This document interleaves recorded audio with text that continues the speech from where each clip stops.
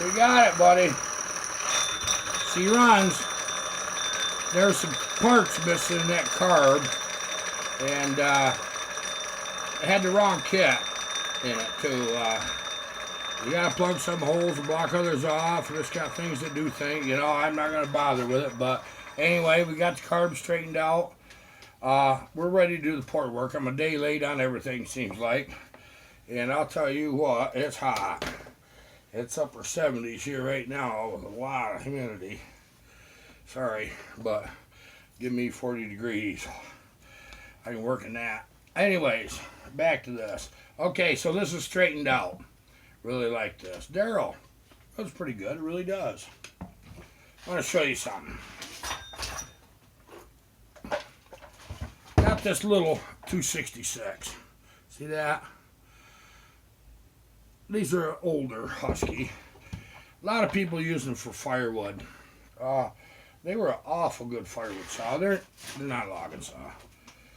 Well, if you're cutting real small stuff, but then you're not really logging, are you? But anyways, that's neither here nor there.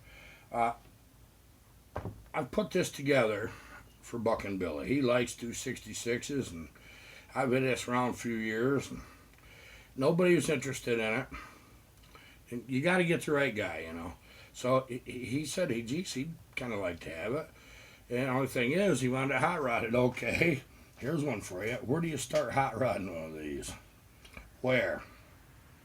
Well, I found out. And I'm not going to keep any secrets, but I'm going to tell you right now, we're in unknown territory with this one.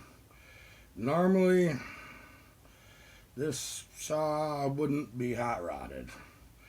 But let's see if we can make it actually cut timber. I'm not going to run it in the wood. I got my own impression. I'm not even going to start it.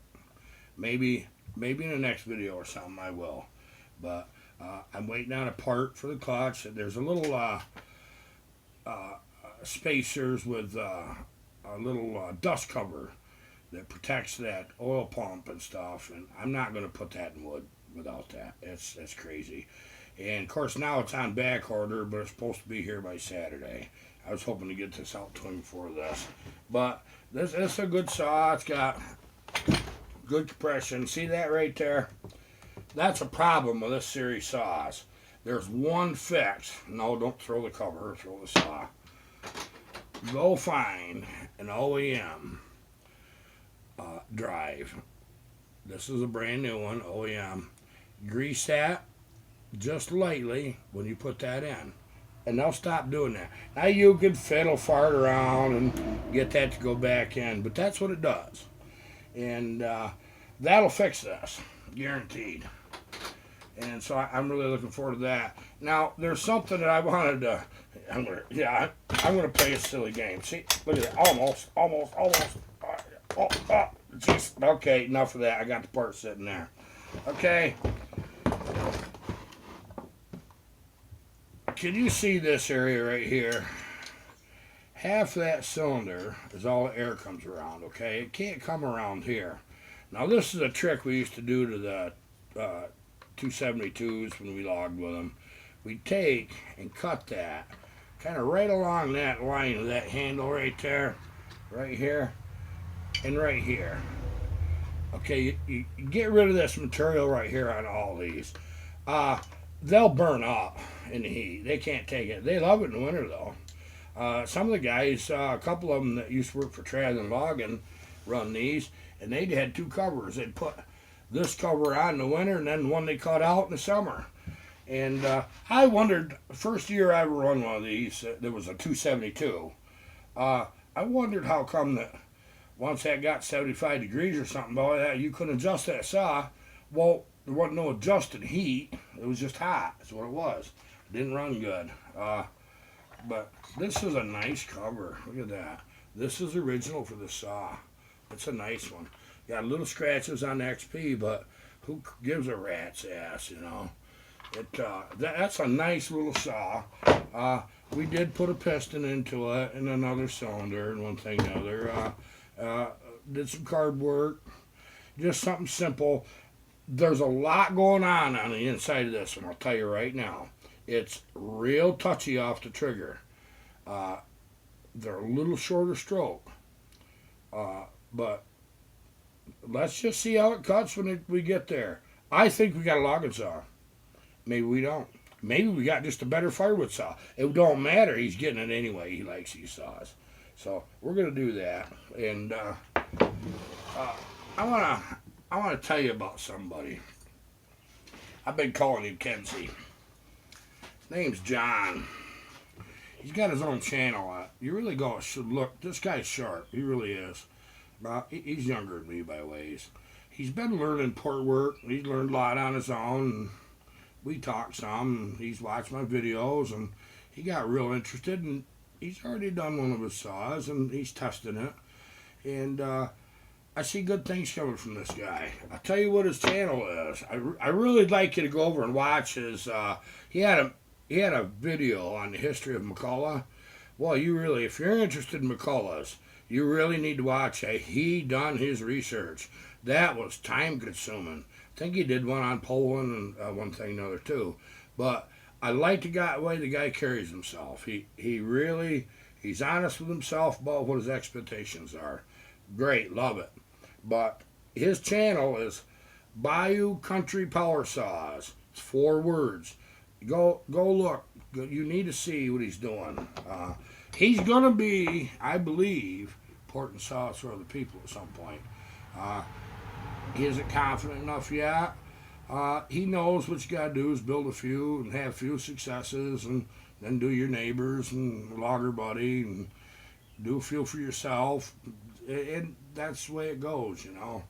Now, the one thing I don't get into with these saws on the videos is doing the bottom ends and everything. I'll tell you, there's so many people that's doing a good job with them videos. I'm just gonna do what gets you into my own little world, okay? And but this is gonna be kind of a neat little saw as soon as we get all the parts. But it does run. It runs pretty good. Compression's a little stiff, but they kind of were. What it is, it's the gear reduction of that pulley right there. It don't reduce it enough. It wants to whip it around a little faster than other saws. And but yeah, if you want to see how saws are put together and want to learn something about this or that in a saw, like that Walt there at A Fleet Command. I don't know the man, never talked to him. I just want you to know I think he does a good job. He don't live only an hour and a half, 2 hours from me, but he don't know who I am, and I watch his videos, and I appreciate what that guy does. He's been testing a lot of stuff and fixing saws for a long time, and he's an older fella, and he knows what he's doing. He really does. You know, we touched base last time on these old saws, these McCulloughs and stuff. This is fairly old, this 266 here is. But that old farm boss that my dad bought, that vibrated pretty good. Well, the next saw he got after that was an 041 AV. It's supposed to be anti-vibe. Well, there's one thing about them saws. The mufflers come apart on them, you know. Well, let me tell you a little short story. And I don't want you to laugh at me because it ain't dang funny. I didn't have a beer until I was 18. I didn't drink none. I really didn't. I just hard working. If I wasn't playing baseball or something, I was working on the farm. I mean, we didn't live on the farm, but we went there and worked because that was what you did. And one thing, another. Well, I was in a band. I'd been about a year and a half in a rock band with some schoolmates, and yeah, we had to have permission slips to play in the bars. The drinking age was 18, but so we did that.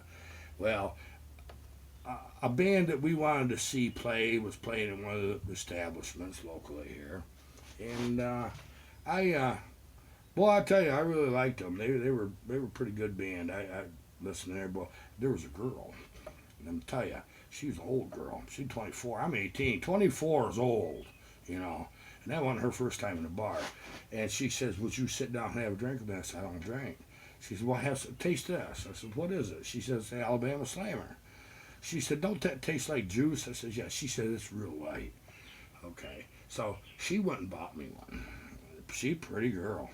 So I went ahead and I drank that. Boy, that was awful good, and it was kind of a warm day. Geez, that really hit the spot, and drank 3 more, and then I drank 2 more on that, and then 1 more. Oh my God, I realized that I was in trouble. Well, here's the deal. I'd borrowed my dad's 1-ton truck to go out, and he knew I didn't drink. Well, apparently when I come in the driveway, I was all sideways. And so, boy, I tell you what, I just hit the rack, and boy, next thing you know, Dad hollers at me, he says, Harvey Paul, he says, you need to get up and get some breakfast. We're going to cut firewood. I was like, why be cutting firewood today? I said, oh, man. Well, I didn't want to tell him what happened, but dads know, don't they? So what I did, I ate. I didn't feel like eating. And I'd like to tell you I was hungover, but I didn't get that far yet. So he gives me that old frickin' farm boss with a muffler off it, and he mixed that about 16 to 1, and oh my God, it was loud, and it was smoking, and it was getting warm by 8:30, 9 o'clock. Oh my God, I was stumbling and tripping and falling. I ended up barfing my guts out. After about an hour and a half of all that, I worked right through it. I'll tell you what, me and him cut 7.5 face cord of wood that day and put it on a split and put it right on a truck. Well, that was good. He never said a word to me about drinking. That's the way Dad was. I never got hollered at. There's always a lesson. And I think we all can learn from lessons like this. It went on a couple weeks, and a friend of mine, he's gone now, played the band with, says, hey, he says, let's go down and check out this new guitar place that's open. I says, in the next county over. I said, okay. And he says, we can go down there, and he says, live band down there too. So I asked my dad, I says, well, gee, I says, my buddy's vehicle's broke. I says, Dad, can I borrow your 1-ton? Sure can. Hands me the keys. And he just looked at me, he says, we cutting firewood in the morning or no? We didn't cut no firewood. I got it. I just share a little tidbit there of a little bit of what my life was, I had good parents, really did. You worked, that was what you did. And you worked with these saws. And I enjoy the saws, I do too. You guys must too, or you wouldn't be watching this stuff. Okay, you take care and have a good day. Till next time.